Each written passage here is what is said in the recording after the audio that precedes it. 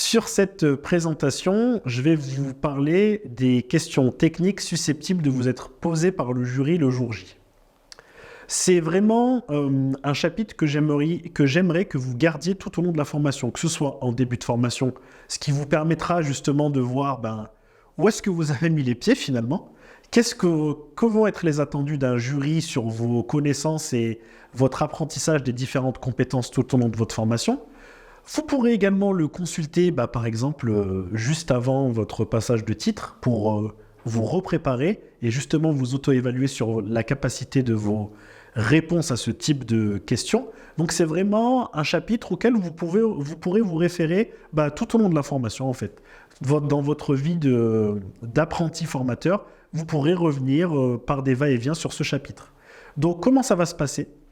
Je vais vous lire 18 questions susceptibles d'être posées par le jury. Et ensuite, sur le chapitre d'après, je vous donnerai mes propositions de réponse qui sont basées sur mon expérience et de ce que j'ai vécu en tant que formateur. Par contre, ce qui va être très intéressant, c'est que tout au long de la formation, comme je vous ai dit que c'est un document que vous allez utiliser tout le temps, vous reveniez à chaque fois, et vous allez noter, voilà, je répondrai ça à la question 1, je répondrai ça à la question 5, et vous verrez que vos réponses vont évoluer avec vos apprentissages et surtout avec votre stage. Allez, je ne perds pas de temps, je commence.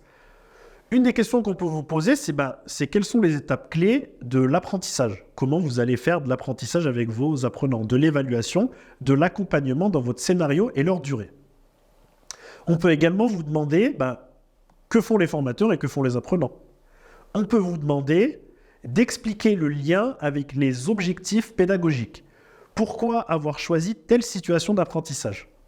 Quels sont les moyens matériels et l'organisation logistique à prévoir par l'animateur pour animer votre scénario ? Autre question, c'est de concevoir des activités d'apprentissage et d'évaluation en intégrant les multimodalités. Comment vous allez faire ? Comment vous êtes-vous pris pour concevoir votre capsule ? Digitalisation, on va vous demander probablement une capsule vidéo.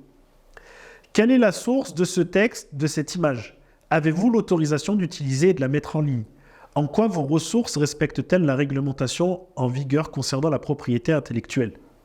Vous voyez là déjà, vous allez tout de suite avoir référence au REAC, cadre légal. En quoi votre animation a-t-elle différé du scénario pédagogique initial ? Comment facilitez-vous les interactions entre apprenants lors de votre animation ? Comment faites-vous pour faciliter les apprentissages lors d'une animation en distanciel ? Avez-vous eu des difficultés lors des échanges durant vos animations ? Si oui, lesquelles ? Et comment avez-vous remédié à ces dernières ?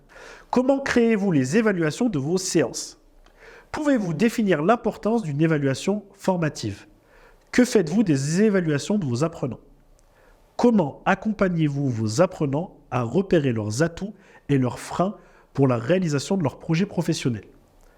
Donnez-nous un exemple d'accompagnement individuel. Comment réalisez-vous votre parcours professionnel ?